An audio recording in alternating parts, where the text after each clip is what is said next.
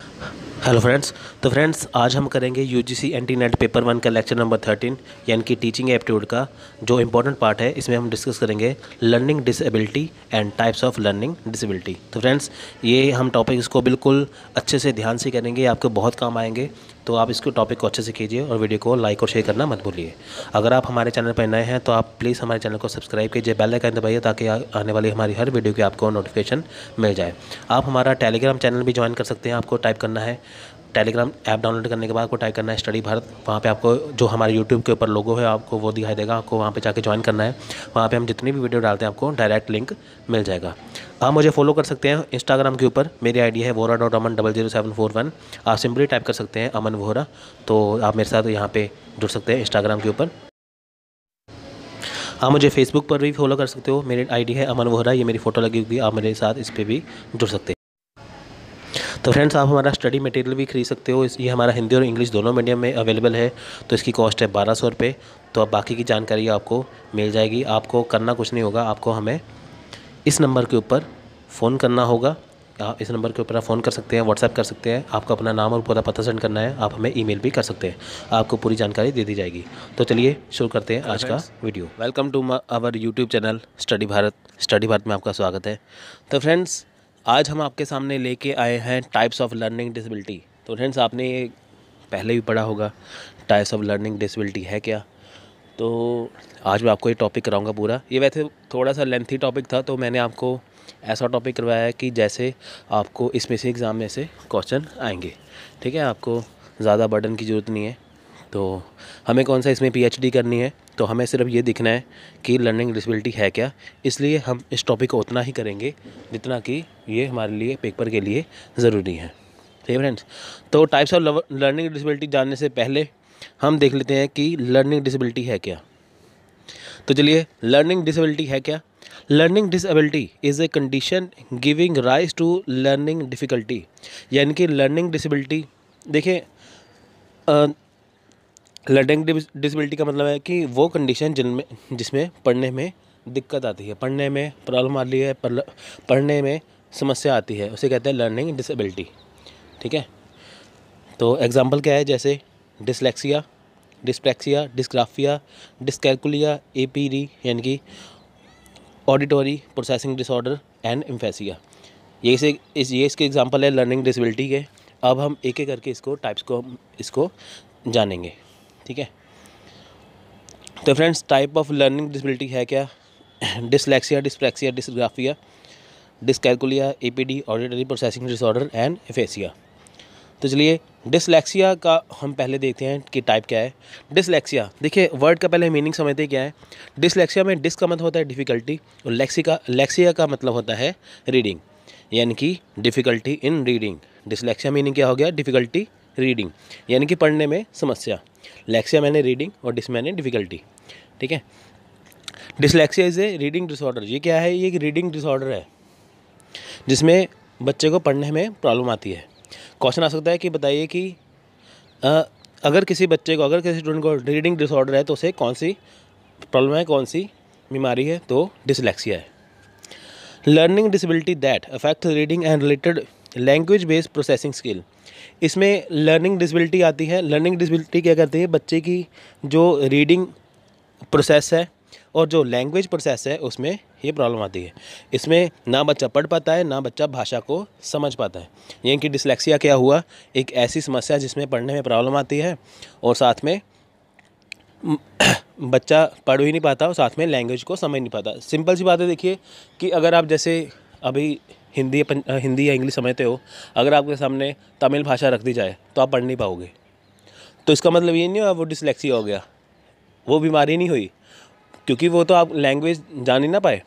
तो होता है कि जो कॉमन लैंग्वेज समझ में जो हिंदी पंजाबी हमें हिंदी इंग्लिश पंजाबी जो भी हमें स्कूल में पढ़ाते हैं, कॉलेज में देखते हैं, बच्चा वो भी बेसिक लैंग्वेज समझ नहीं पाता, तो वहाँ होती है डिसलेक्सिया प्रॉब्लम। यानी कि इसमें बच्चा भाषा को समझ नहीं पाता, तो इसलिए इसको कौन सी प्रॉब्लम आती है, इसको पढ़ने में रीडिंग में प्रॉब्लम आ जाती है। Dyslexia sometime refer to as a language based learning disability. Dyslexia को कभी कभार लैंग्वेज बेस्ड लर्निंग डिसेबिलिटी भी कहा जाता है। ठीक है, जिसमें बच्चा मात्राओं को समझ नहीं पाता। आप देखते होंगे छोटे छोटे बच्चे या स्टूडेंट है, वो पढ़ते नहीं है सही से, उसको पढ़ नहीं पाते, ठीक है, शब्दों को जोड़ नहीं पाते, शब्दों को समझ नहीं पाते, इसलिए उनमें डिसलेक्सिया पाया जाता है। डिस्प्रैक्सिया आ गया नेक्स्ट। सिंपल सी बात है कि इसका मीनिंग भी जानेंगे। डिस का मतलब डिफिकल्टी, प्रैक्सिया मतलब कि to do. A disorder that a characterized by difficulty in muscles control. एक ऐसा डिसऑर्डर है जिसमें मसल कंट्रोल यानी कि जो हमारे मांसपेशियां हैं उसमें कंट्रोल में उसमें डिफ़िकल्टी आ जाती है, प्रॉब्लम आ जाती है। Which causes problem with movement and coordination, जिसमें कई समस्या पैदा होती है, जैसे कि हम मूवमेंट करते हैं, ठीक है, जैसे कुछ हाथ से चीज़ उठाई या कुछ वैसे किया चलने फिरने में, तो सहयोग करने में। Language and speech can affect learning, इसमें language and speech can affect learning, इसमें जो भाषा है, जो हमारा बोलने का ज़रिया है, तरीका है, उसको इफेक्ट करता है। यानी कि सिंपल सी बात है कि डिस्प्रैक्सिया क्या होता है ये, यानी कि इसमें कौन सी प्रॉब्लम आती है, इसमें मूवमेंट में करने में, सहयोग करने में, लैंग्वेज बोलने में, स्पीच करने में, इसमें प्रॉब्लम आ जाती है। डिस्ग्राफिया क्या है? डिस का मतलब डिफिकल्टी, ग्राफिया मतलब writing. Student with dysgraphia with find it hard to write, इसमें स्टूडेंट को लिखने में प्रॉब्लम आती है, ठीक है, इसमें प्रॉब्लम स्टूडेंट को लिखने में प्रॉब्लम आती है डिस्ग्राफिया में। ग्राफिया मीनिंग राइटिंग, आप मीनिंग जान लोगे आपको पैसे ही पता चल जाएगा यह है क्या। It is very hard for them और anybody else to understand what has been written, सभी के लिए समस्या है कि ये देखिए इसमें होता क्या है कि बच्चा सही से लिख नहीं पाता है ना, बच्चे को लिखने में बहुत ज़्यादा प्रॉब्लम आती है, वो बच्चा लिख नहीं पाता। अगर उसका लिखा हुआ होता है ना तो वो खुद पढ़ पाता है ना कोई उसका पढ़ पाता है, यानी कि बच्चे ने जो लिख दिया टूटा फूटा सा जो मर्जी लिख दिया, किसी को समझ आया नहीं लिखा हुआ, उसको क्या हो गया dysgraphia. Trouble in holding pencil, बच्चे को पेंसिल या पेन पकड़ने में प्रॉब्लम आती है। स्पेलिंग मिस्टेक होती है। Trouble reading his own writing, ये देखिए कि वो अपनी राइटिंग खुद नहीं पढ़ पाता, यानी कि जो उसने लिखा है उसको प्रॉब्लम आ गई, बाकी कोई पढ़ नहीं पाया, वो खुद भी पढ़ नहीं पाया, उसको पेंसिल पकड़ने में दिक्कत होती है। डिसकैलकुलिया, देखा डिस से डिफिकल्टी, कैलकुलिया मतलब कि टू काउंट, कैलकुलेशन मतलब कि, ठीक है, कैलकुलिया मतलब कि काउंट। इसमें the student find it hard to do arithmetic calculation, बच्चे को इसमें मैथ्स में प्रॉब्लम आती है, उसको जो मैथ्स की कैलकुलेशन करने में प्रॉब्लम आती है, जैसे एडिशन, देखिए नीचे लिखा है they find it hard to understand concept like place value and do operation like addition subtraction multiplication division, बच्चे को जमा करने में, घटाने में, गुणा करने में और भाग करने में, ठीक है, इसमें प्रॉब्लम आती है। ठीक है फ्रेंड्स, बच्चे को इसमें प्रॉब्लम आती है, यानी कि उसको मैथ्स में प्रॉब्लम है, उसको अक्षर समझ नहीं आते, नंबर समझ नहीं आते, उसको जमा करने में, प्लस करने में, माइनस करने में, डिवीज़न करने में, मल्टीप्लिकेशन करने में बहुत सारी प्रॉब्लम आती है, ठीक है।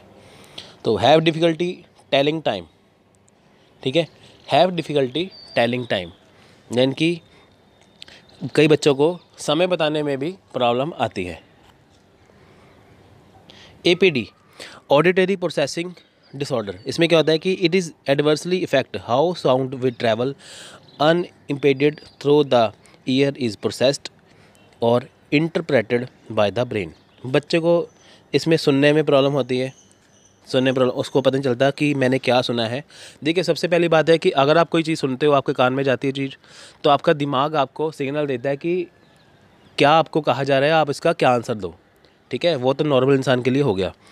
अब कोई ऐसा जिसको ये प्रॉब्लम है APD की, उसको अगर कोई चीज़ बोल दे तो उसको सुनाई तो देगा, पर उसका दिमाग कैच नहीं कर पाएगा कि किसने क्या कहा है, समझ नहीं पा रहा वो, यानी कि किसी हुई चीज़ को या किसी साउंड को वो समझ नहीं पाता, तो उसे होती है APD।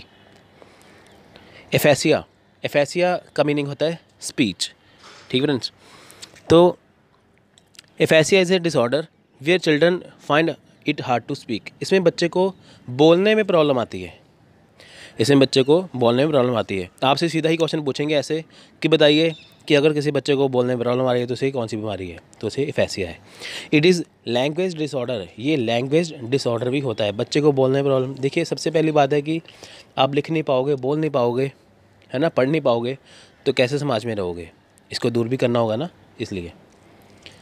तो फ्रेंड्स ये लेक्चर आज का मेरा यहीं पे ख़त्म होता है। तो आई होप आपको यह लेक्चर आज का इंटरेस्टिंग लगा होगा, अच्छा लगा होगा। ठीक है फ्रेंड्स मेरा ये मानना है कि अगर मैं आपको जो भी कराऊँ मैं आपको अच्छे से कराऊँ, है ना। तो ये ना हो कि हमने बस मन को तसल्ली दे दी कि हाँ हमने पढ़ लिया, हो गया। आप ये देखो कि आपने जो पढ़ा है आपको कितना आया अभी तक, क्योंकि अभी एग्ज़ाम को बहुत समय है। अगर आप इसको अभी से समय देना स्टार्ट करोगे तो बहुत ज़्यादा आपको अच्छे से तैयारी हो जाएगी। ठीक है फ्रेंड्स, तो आप हमारे साथ बने रहिए ऐसे ही, ठीक है। तो कल यूट्यूब पे थोड़ा सा इशू था नोटिफिकेशन का, तो आज वो इशू सॉल्व हो चुका है। आई होप आपको आज नोटिफिकेशन मिल पाएगी। तो मैं आज दोपहर को लेके आ रहा हूँ हिंदी का लेक्चर, हिंदी मीडियम में। तो चलिए बने रहिए हमारे साथ ऐसे ही। तो मिलते हैं अगले लेक्चर में, तब तक के लिए धन्यवाद, थैंक यू, जय हिंद। तो सभी को ऑल द बेस्ट जो ये तैयारी कर रहे हैं यूजी नेट के लिए। तो फ्रेंड्स आई होप आपको ये आज का वीडियो पसंद आया होगा। अगर वीडियो पसंद आए तो प्लीज़ इसे लाइक और शेयर करना मत भूलिए। अगर वीडियो के ऊपर कोई भी ऐड आते हैं तो इसे प्लीज़ पूरा देखिए। तो चलिए मिलते हैं अगली वीडियो में, तब तक के लिए धन्यवाद, थैंक यू, जय हिंद।